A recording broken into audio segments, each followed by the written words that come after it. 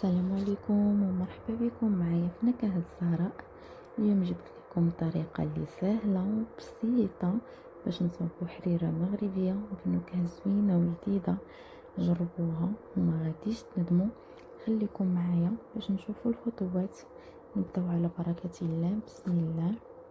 بالمكونات غادي نحتاجو 3 المعالق ديال الكرفس،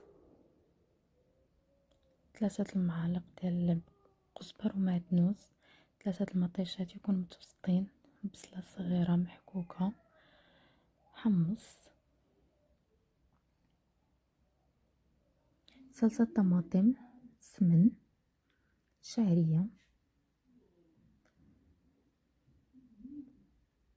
توابل. غادي نحتاجو ملح على حسب الذوق، نصف ملعقة ممسوحة ابزار، ملعقة عامرة خرقوم، ملعقة عامرة صغيرة سكينجبير. ندوزو دابا باش نصبو المكونات ديالنا في الطنجرة. غادي نحتاجو زيت،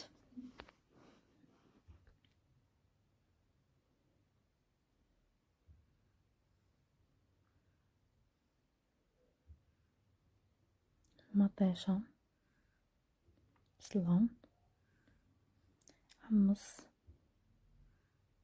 كرفس، وربيع ومعدنوس، قزبر ومعدنوس عفوا.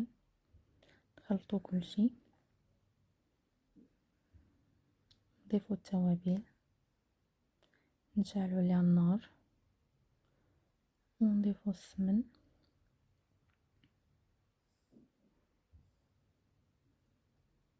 نخلطو الكل ونخليوها كتقلى حتى تطلق لينا هاد الماء. من بعد ما تطلق لينا الماء ديالها غادي نضيفو الماء ساخن،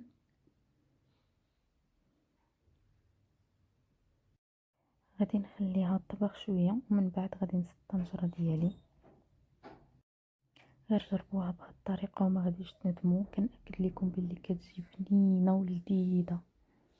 كنسد طنجره الضغط ديالي وكنخليها 45 دقيقه حتى نحس بلي الحمص طاب. ديك الساعه كنرجع ليها. في هاد الاثناء كنقلب الحمص ديالي واش طاب. من بعد ما لقيتو طاب غادي نضيف المكونات.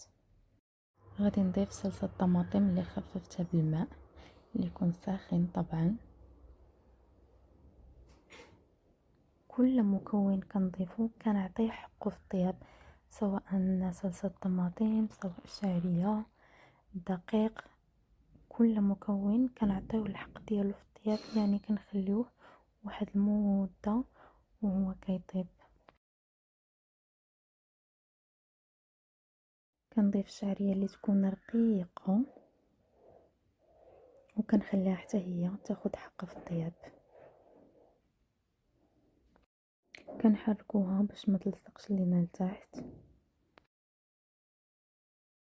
من بعد كنضيف الدقيق اللي خلطته مع الماء مزيان. انا كنضيفه دفعه واحده حيت عارفه القياس ديال الطنجره ديالي، لكن كنحركو بسرعه باش ما يحتلش ليا ويتجمع ليا هذاك الشيء.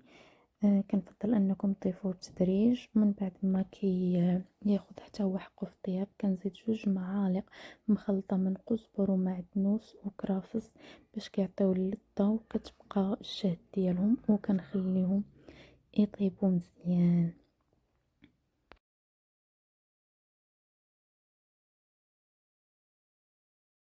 وها هي الحريره ديالي واجده وطيبه مزيان.